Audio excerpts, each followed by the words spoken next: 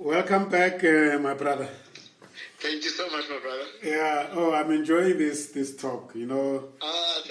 It's Much. it's such insightful. I was saying to somebody that actually, I'm convinced that Africans were created to converse, Yes. to tell the story. Indeed, our stories are so rich. They are so rich, and I'm glad we could put together a platform like this because indeed many of us have so much rich history, but we are being looked at as professionals in this Western environment, and we are disempowering ourselves. So I met you in a banking environment, and I was at ABSA, and you were at Standard then. Eh? I was still at the Banking Association. Oh yes, you were at the Banking Association. All right, let's go back and take it from there where you got invited to join this legal firm, and then you left the university and went to work. Yes. How did that happen? I joined the law firm Chisel Thompson and Haysom in downtown Braamfontein, and it was a wonderful experience. It was a renowned labor law firm. Some of the top people there ended up writing so much of South Africa's labor laws.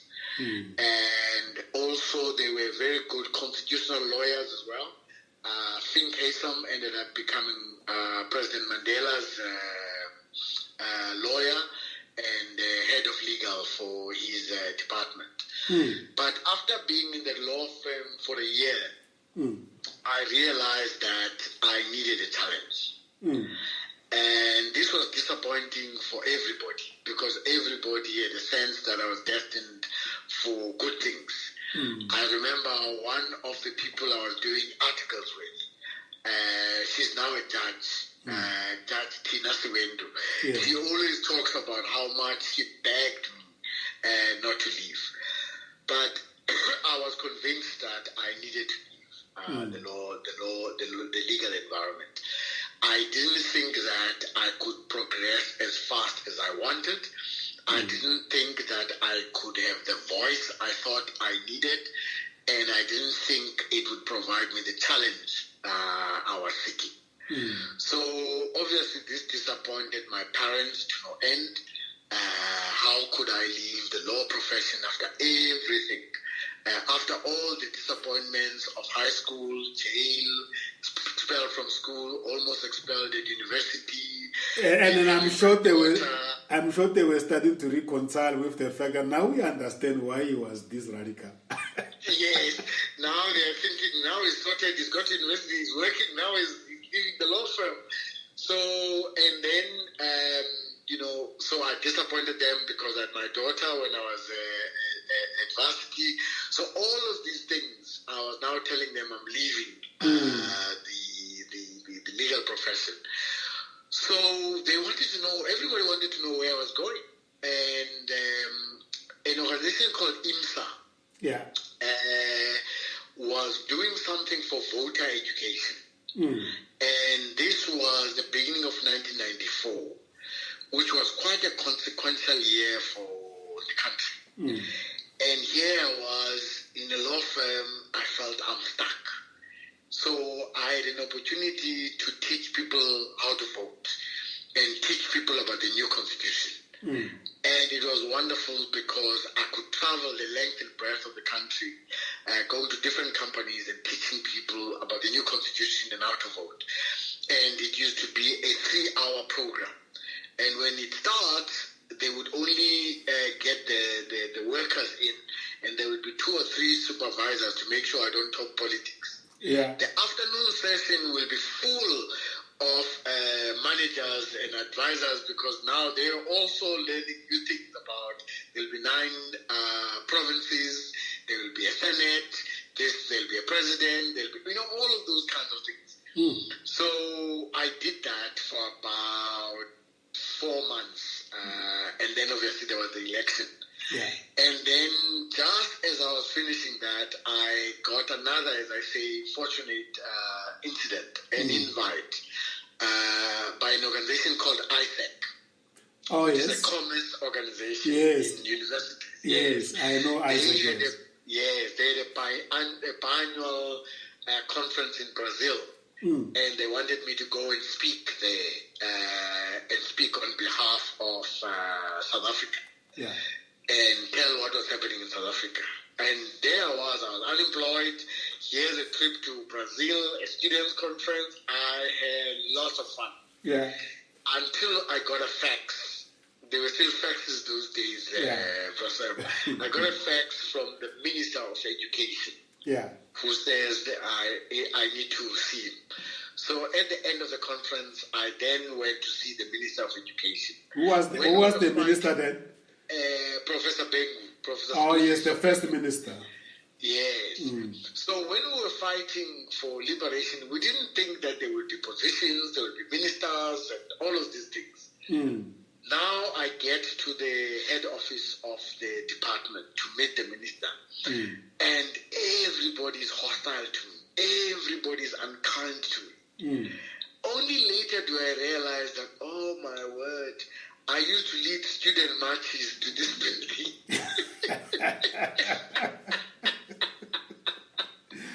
These guys remember this is why. What is he looking for? Oh man! So I ended up meeting Professor Bengu, and what a gentleman! He was a great man. What a scholar! What a humble man with great values. And at that time I was still young, my blood was fresh, and he says, everybody has been recommending you, everybody speaks very highly of you, and they want you to join my team and become my speechwriter, spokesperson, media person, and so on. Wow. And then what did I say? I said, why should I work for you? Because I left where I left because I was looking for a challenge. Yeah. But this man could have been upset. He wasn't upset. He gave me his vision and what he wants to achieve. And by the time I left that room, I was so embarrassed about the question I asked him. And so began a journey of working for Mandela's government. The excitement of building something new that all of us, we didn't know what was going on.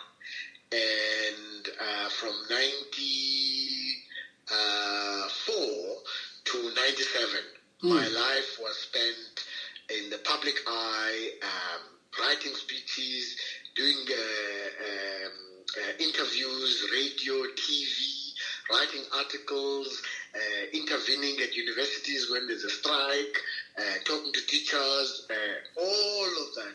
It was a roller coaster ride. But towards the end, in 97, I realized that I needed change. And there were three primary reasons why I needed to change. The first and probably the most important was I wanted to get married. And I could see that this life of living in Cape Town and living in Johannesburg was not going to work. And I wanted my fiancé and I to live together and be married because I'd seen marriage with my parents, and I wanted that. I wanted to raise my kids and that. Secondly, I was not being challenged anymore. I could do my job with my eyes closed. And I felt that I wasn't growing anymore. The third one is probably the one that took me longer to realize. And that was that there were certain things that I did not like. At the time, I couldn't put my thumb on what those were. But as time went on, I realized that these were unethical behaviors of people in the public sector. I could see the level of arrogance. I could see the distance we're starting to have from people. I could see the promises we'd made to the electorate. Yes, it was wonderful that in my department I had two amazing people to learn from. Professor Sbusiso Bengu, the minister, and Dr. Chabani Mangani, who was the teacher. Yeah. And these were wonderful people who taught me so much. And then there were ministers' advisors who were themselves highly accomplished people, and I was learning from them. But overall, I just had sensed that there was a time to move. So I then went to one of the minister's advisors, Ms. Sila Sisulu, who was being posted to the U.S., and asked if I could not go with her and do what I'm doing for her. And she said no, because that is a step, because we're all the minister's advisors. Yes, you may be younger than us, but you're one of the advisors. If you're now going to work for me, that's a step down. Yeah. Then she said, somebody is looking for somebody like you. I'm going to make the two of you to meet. And then, again, great fortune, she linked me up with a man called Bob Tucker. Oh, yes. Now, that is the man who taught me everything I know about banking. And he was the head of the council then. He was the head of the council. And he took me there and he said, I will teach you everything, but it's going to be hard. You cannot go and represent the industry without knowing the industry and not knowing what to say. Yeah. So probably the first 6-8 months were so difficult because I came from an environment where everybody knew who I was. I would participate in TV shows like Felicia Mabuza Sattel on education. When results were being announced for matrics, I was there. So I was like, I always tease Panyaza Lusuf to say I was like how Panyaza was to our Angie when she was minister. So I was quite prominent. Yeah. Now I am in an environment where I knew very little. But it taught me that almost everywhere I go in my career, when I start, I will know nothing. And I must allow the process of learning to take place. Yeah. And be patient with myself, because nobody is born an expert. But there is no substitute to diligent application, to learning whatever it is that you are involved in, so that you don't then embarrass yourself or destroy a company that you lead. So when we met, going on that study of financial institutions across the U.S., it was part of my knowledge and learning. So you had just joined the sector. I just joined the sector.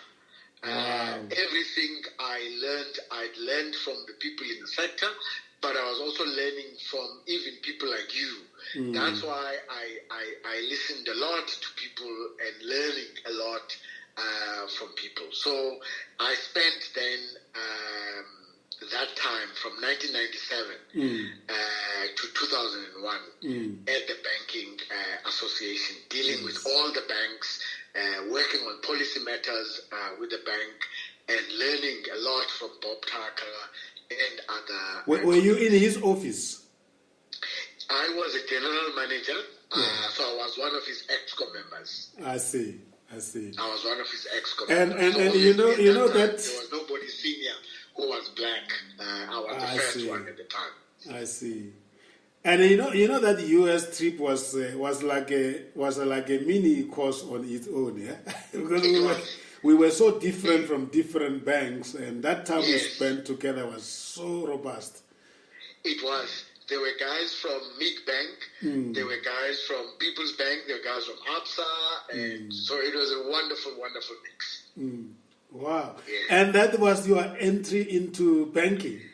That was my entry into banking.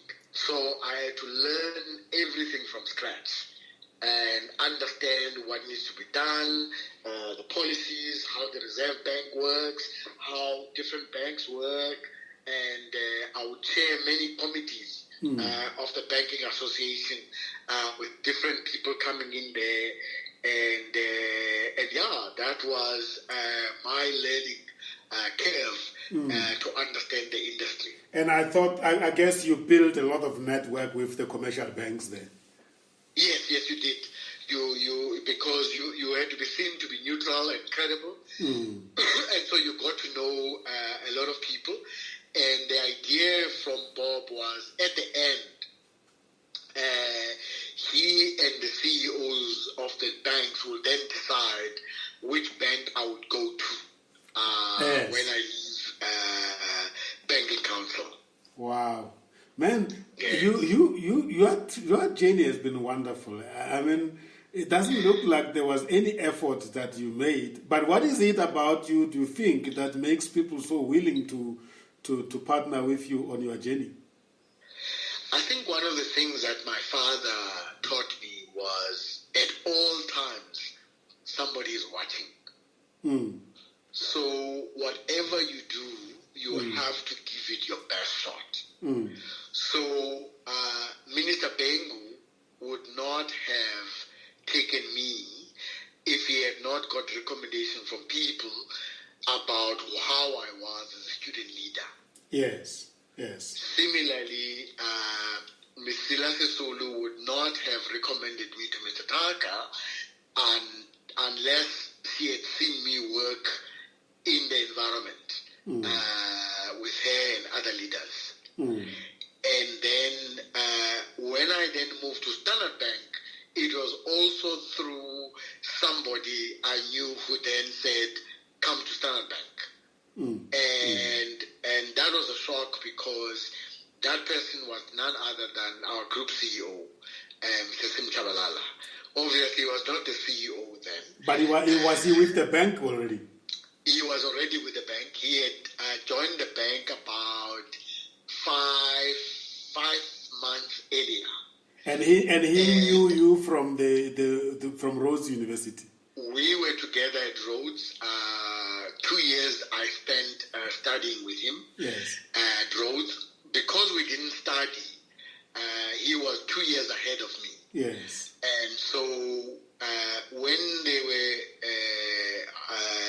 electing the Black Student Movement, I was the president, he was the general secretary.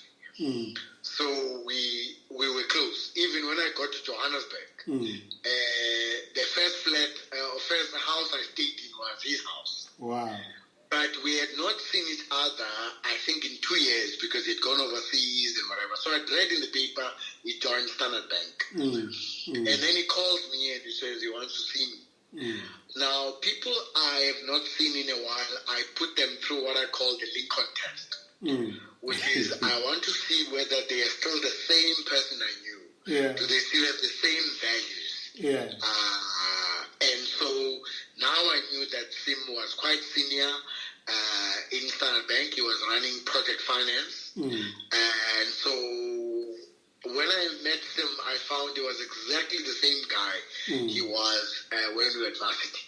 Wow. And he then said to me, you need to come to Standard Bank. And I said to him, why? He said, look, if I have to confess, I was complaining that there are not enough black people.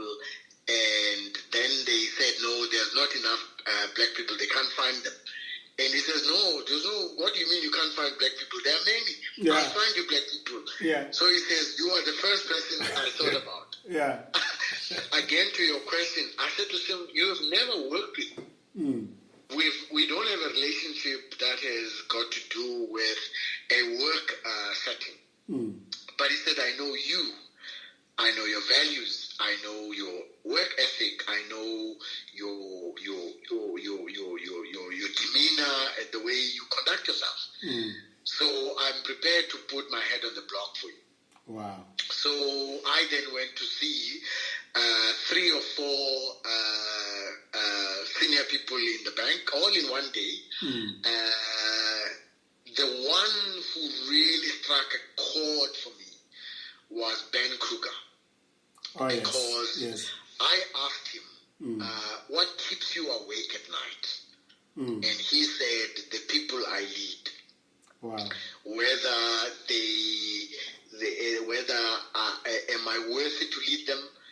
leading them with integrity?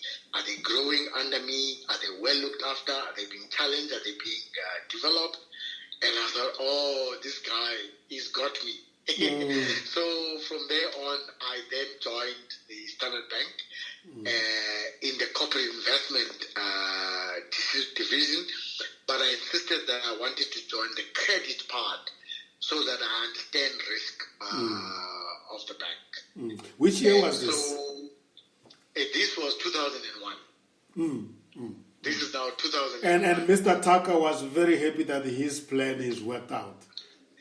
Mr. Tucker was shocked, but he told me that this was a problem because Standard Bank had violated the agreement among CEOs. Yes.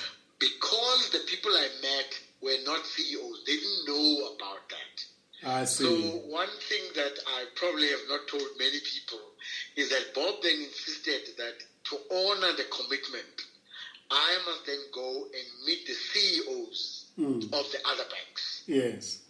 So I went to meet Nali Bosman. Yeah. From ABSA. I went to meet Viv Bartlett. Yes. From FNB. Yeah. And then I went to meet Richard Laubscher from Nedbank. Yeah. And then I went to see Michael Leroux. Yeah. So, and clearly they didn't have anything there for me. But obviously they wanted to bring me in, work in the CEO's office. But I didn't want any of that. I wanted now to get into the hardcore of the bank. Because when I was now looking at my life and my career, I had been in a leadership role in a student movement. I had risen up to the level of the National Vice President of SASCO. I'd also been involved in an NGO. I'd become the National Vice Chairperson of what used to be called the NECC. And then I was in the public sector at a leadership level. And then I'd worked for a not-for-profit organization. Yeah. So the last thing that was missing in my career was to work for a profit organization. Yeah. So that then gave me the final chapter in my career, as it were. So I found myself in Standard Bank in the credit department, learning how to lend to corporates and all of that, until a call again of a friend who told me that Sim Kabalala had just been appointed the MD of the Africa Division. Yes. And I said, what is our Africa Division? He said, you should know. At that time, the Africa Division in Standard Bank was a little obscure, little part of the bank. And so I called Sim Chabalala, and there was lots of noise where he was, and he says, that's the person I want to talk to. You must come over. And I said to him, no. I have a date with my wife. This is a Friday.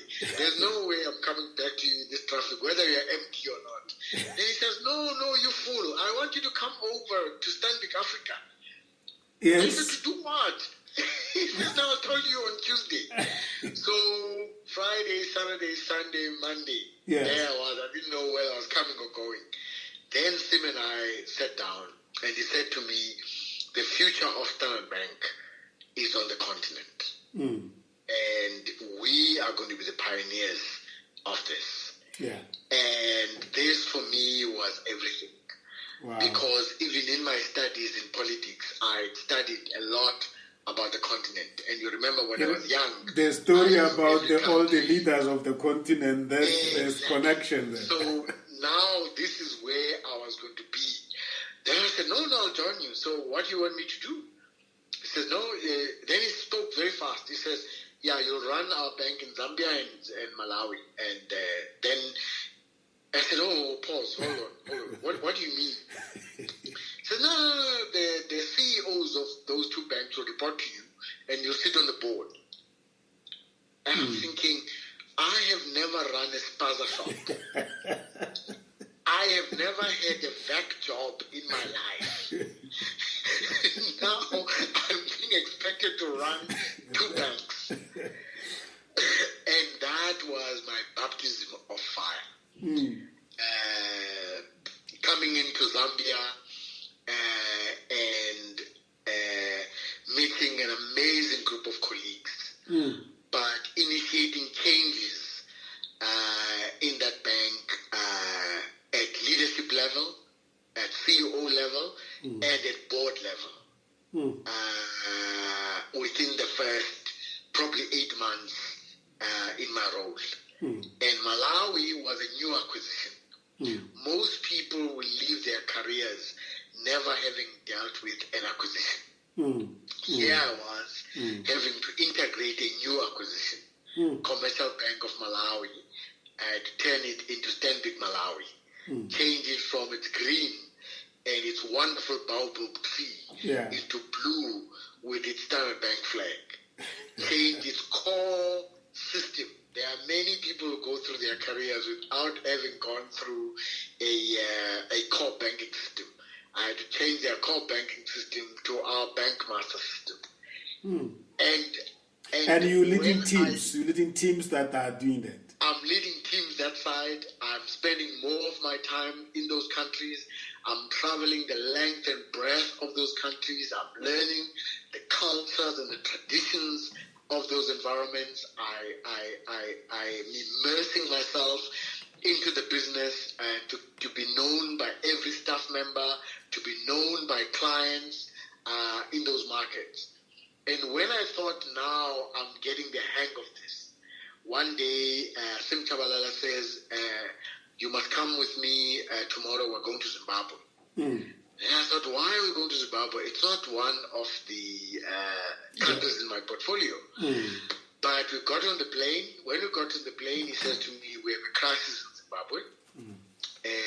We are going to go and meet the governor of the central bank. Governor Gono. Because we as a bank appointed an MD without the board's approval. And our entire board resigned en masse. We are in every newspaper in Zimbabwe. Wow. And we went to the governor. He reprimanded us. We got a tongue lashing of note. We then went to see the head of bank supervision. She gave us a tongue lashing. At the end of all of that, Sim Chabalala then said, yes, Mr. Mali, I'm now going to the airport. This is now the third country in your portfolio. You better phone home and tell them you will not be returning soon, and buy yourself some clothes and book yourself.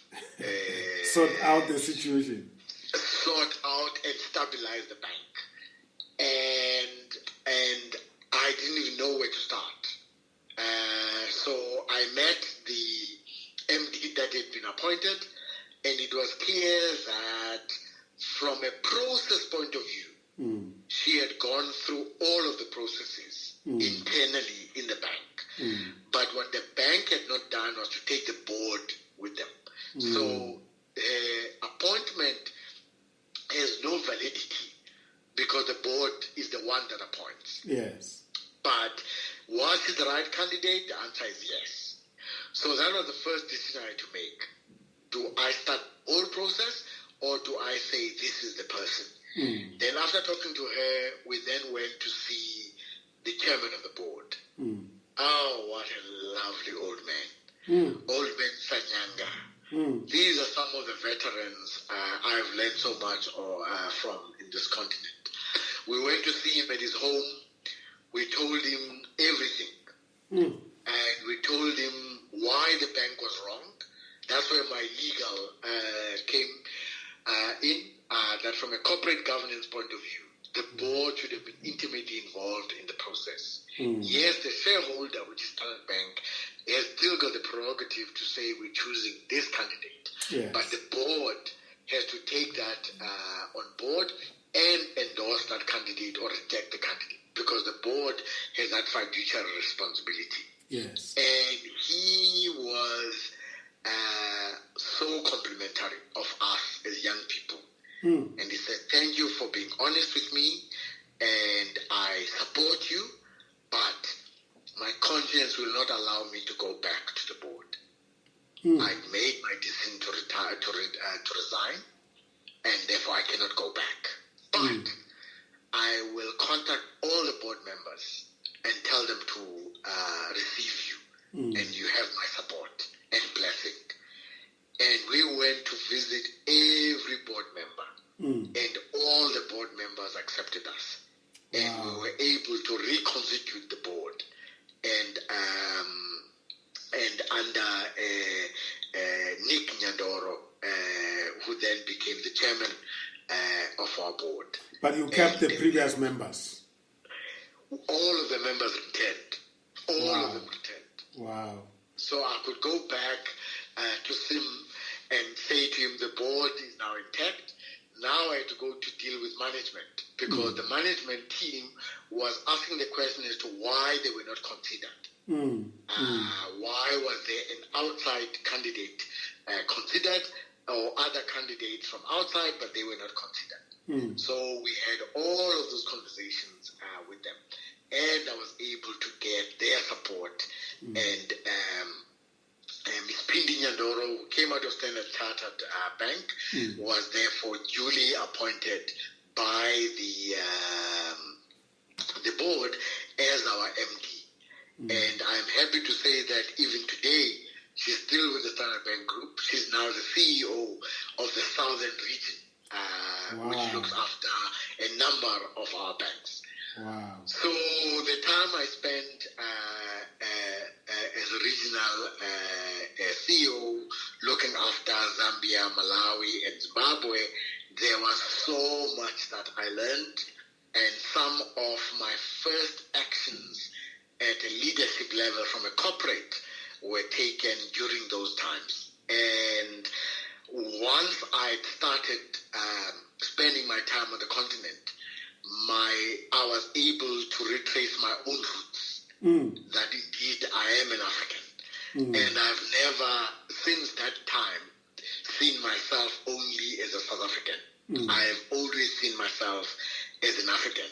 And the relationships I have built over all of these years have lasted me, up to today. So that was the best foundation I could get in the bank to start in Standard Bank working for the Africa division, as we were the pioneers. And when I look at this division now, it is the heart of the bank. The bank's entire vision and its purpose is that Africa is our home with driver growth. We said that in 2001. It was not, a big thing or popular thing to say then, but we worked those yards of walking the streets of many of those capitals and many of those outlying areas. And so when I meet a lot of people from Zimbabwe or Malawi or Zambia, I can talk eloquently about their towns and cities I have been to. And that was very enriching for me. Oh, beautiful stuff. And so Mrs. Nyandoro took over from you in terms of looking after the Southern region. They restructured the business, but I could say that he did, because he now has got a larger portfolio than me. I see. But in essence, she's looking after more countries. So that is part of the succession planning. And that is portfolio is still growing. You're adding more countries. That portfolio is growing. In the time in Zimbabwe in 2001 to 2003, when I left that part of the business, we had to deal with the fact that there was a big demand that we closed our business in Zimbabwe. And we argued very strongly that the Standard Bank must remain in Zimbabwe. We kept on saying that Zimbabwe will turn. I probably was out by a couple of years, but my belief in Zimbabwe was always reinforced. So I'm still glad that we're still there. So all the ups and downs and trials and tribulations because I think that corporates must have staying power in many of our environments. Beautiful. Lovely story. Sure. And now, where are you now? Are you now at the headquarters? Yes, so I'll fast track through all of the other changes, because one of the things about my story is about how somebody can stay for 19 years in an organization. Yes. Because sometimes you are there, but you're doing different things. Yes. So it's sometimes like you're working for different organizations. So when I came back to the South African business, I was asked to look after low-income banking. Yes. This was when we were opening up branches in townships, ATMs in townships, Mzansi account, all of these things now that are the norm. We were pioneers of doing those things. So I did that. And then one day, I was talking to a fellow called Craig Bond. And Craig was trying to get me to do something called MTN banking. And I said to him, I'm not interested. I want your job. Yeah. And he laughed and he said, are you serious? I said, yes. And then he says, okay. He used to run all of Standard Bank's provinces. Yeah. And all of Standard Bank's branches in South Africa. And I'd seen this job being done by a guy called Zweli Manyati. So I thought, this is the kind of job I want, because I want to lead a lot of people. Yeah. And so head office, I felt, was suffocating me. Yes. So he says, okay, can you run a province? I said, I don't know, I will learn. Yeah. So he gave me 2 provinces, which was, one was called Jose, one was called Pretoria. And then I came back to him with a plan to put them as one, and we created the first Gauteng province. And this was in 2005. And that was the first real big job in the South African business, because Gauteng is a big job, and we had a staff complement of 5,000 people, and all of the branches in Standard Bank Gauteng. And after doing that job, 2008, the bosses came and said, now we want you to run all of the provinces. And want you to run all of private banking, all of business banking, all of the call centers, internet banking, call centers, telephone banking, and that was what is called customer channels, all the customer-facing businesses. And we had a staff complement of about 13,500 people. And I enjoyed that immensely. And that made you part of Exco what? No. Because of the size of Standard Bank, the group Exco in Standard Bank is was still far removed from me at that point. But I was part of the retail Exco for South Africa. Then in 2012, I thought that I'd done the job for 5 years. I traveled the length and breadth of South Africa. There is no town that exists in South Africa where there's a Standard Bank branch that I've not been there. And I knew my staff, I knew them by name, I knew my clients, I'd been to their factories, I've been to their farms, I've been to their offices, but I felt I needed more growth, and my love for the continent was calling again. Yeah. So I asked the bosses if they could allow me to go and work on the continent again. And I was allowed to run our businesses in Namibia, in Angola, in the Democratic Republic of Congo, in Ghana, and in Nigeria. So this was an amazing opportunity. But before I could take that opportunity, the organization gave me an opportunity to go to study at the Harvard Business School.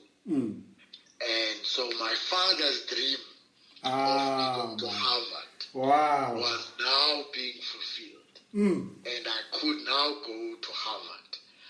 And at Harvard, one professor really struck a chord with me, Professor Clay Christensen, who challenged us with a lecture that said, how will you measure your life?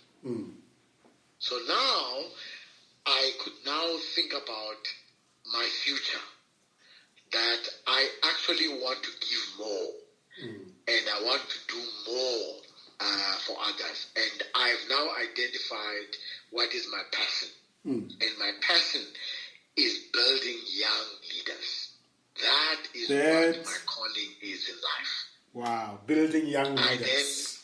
I found my calling, and I thought building young leaders across the continent will be what I will do between now and the day I leave this earth. So at the end of that program, with 175 people from all over the world, CEOs of large companies, we had to choose a class speaker.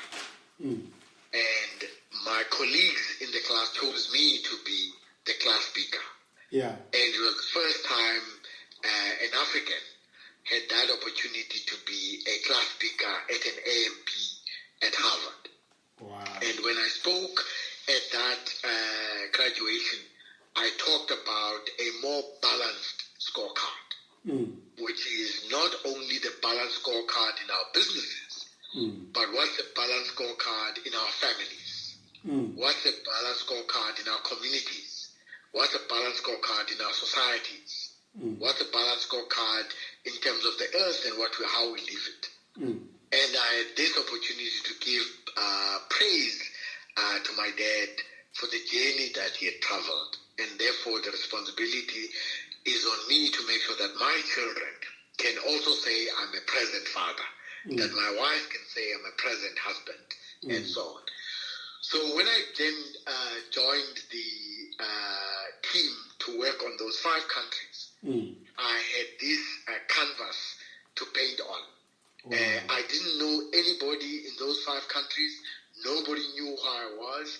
And I had to start afresh again. Learn while you're leading. Understand that you don't know anything, but nobody was born knowing. And by the time I left, end of 2015, I had built relationships that will last me a lifetime. In places like Nigeria, where the average Nigerian might go to 6 or 7 states or provinces. I was able to go to 28 provinces of their 36 provinces. Traveling there, driving, understanding the culture, immersing myself in the culture. And these are memories I treasure. And for those who work on the continent, I say to them, don't do the superficial thing of flying in, stay in the hotel, and then go to a head office, and then you say, I know Kenya because I went to Nairobi, I went to the clubs in Nairobi, and then I went to the head office, and then I went to the airport. Get to know the people, get to know their culture, get to know them deeply. And today... Build bridges. So those are amazing memories. And then when I thought, okay, now I've got still great plans, the bosses came at the end of 2015 and said, we want you to run card and payments. And I said, card and payments is one of the most technical parts of the bank. You guys know I can't even count. Give me people, give me customers, things like that. They said, no, as part of your growth, we want you to run card and payments. So for the last 4.5 years, I've been running the card and payments business across our 17 countries and also linking up with China. It's been an amazing environment with all of the innovations that we're doing, all of the new things, the new digital things that we're doing, working with a young team of people, making investment into young people, promoting women in our team. It's been wonderful to watch because I'm at that part of my career now where it's more giving. It's more giving airtime to more people, exposure to more people, make more people to be understood. So that's where I am from a career point of view. Wow. And you are at what structure? Are you at the corporate structure now? You're at the group? So I am one level from the group executive. Wow. So my boss is Zweli Manyati. Yes. He looks after the retail and business banking across the group. Yes. He sits on Group Exco reporting to Tsima. I then report to him. So I'm in the group PPP GovCo, which is one layer below Group EXCO. Beautiful. This is a beautiful story, and I'm sure a child sitting in the deep rural place somewhere is saying, if this is possible, I can do it as well. It is very possible. I mean, if I, who had been expelled from school, who was in and out of jail, can be invited by my old school that had expelled me to come and talk to their matriculants, that is life coming in full circle. If I, who had been given a suspended expulsion by my university, can be invited by that university and be given a leadership award, life can come full circle. If my daughter that I had when I was at university, which obviously didn't please my parents, could also graduate and now be working, and we can invite myself, my family, my wife and kids, and my daughter's family, her mom and her family, to celebrate their achievements. It means that there are times when you have setbacks as a person, but those setbacks should never define you. It's how you bounce back from those. Beautiful.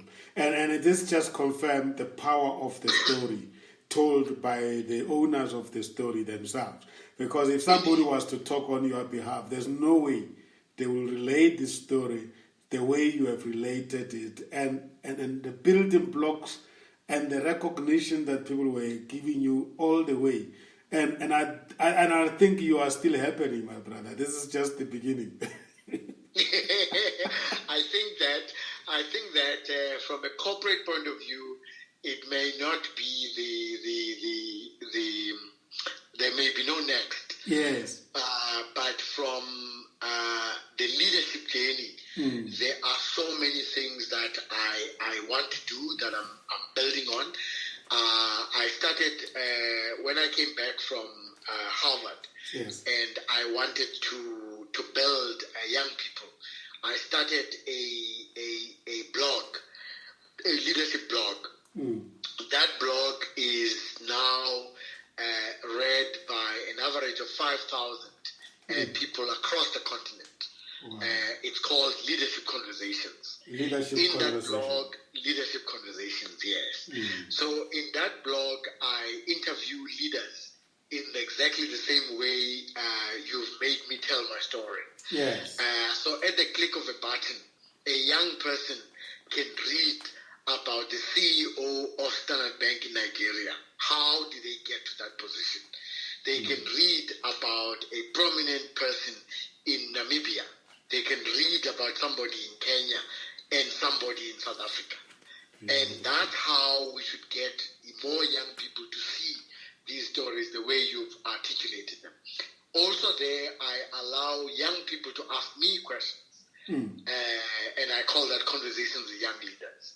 Also on that same blog, I write speeches or blogs or articles on a range of things that I feel strongly about.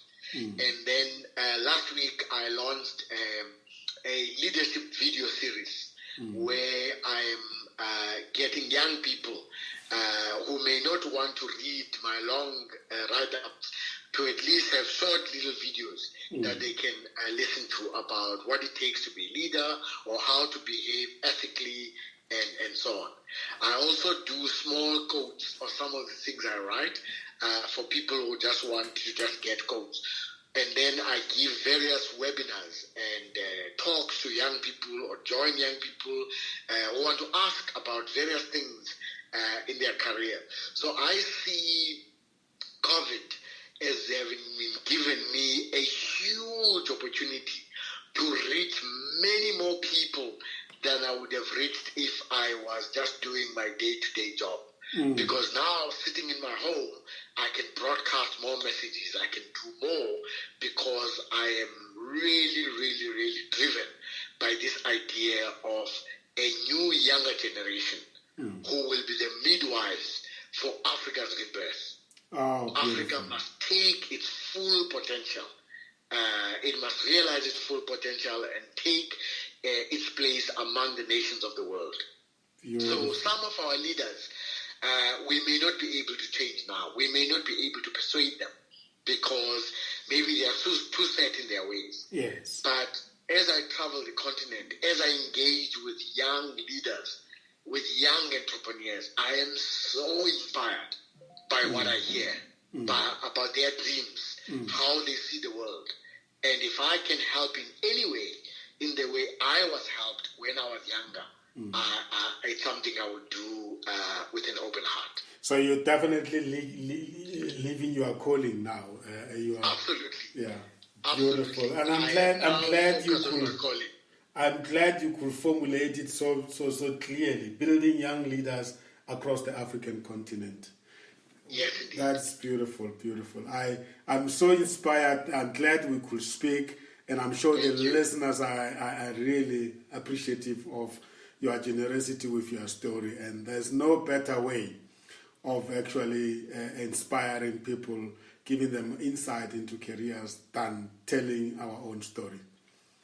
Thank you so much, my brother. Thank you for allowing me this opportunity and the way you've allowed the conversation for me to tell the story. I'm really, really, really happy.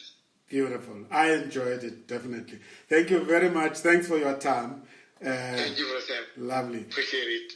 Okay. Dear listeners, ladies and gentlemen, that was Lincoln Mali from Standard Bank, but in his own right, sharing with us his journey, which is really beautiful and very inspiring. Thank you for tuning in. Once again, I'm Sam Tsima, the CEO and an executive business coach at COMETSA GOC International. You can visit our website, www.cometsa-goc.com. And by the way, you are welcome to also be one of our members, either as individual or corporate, at COMETSA Friends and Supporters Club, NPO. That can be done online at www.cometsaclub.africa. You may also send us email at callcenter@cometsa-goc.com. Goodbye, be safe, and take care.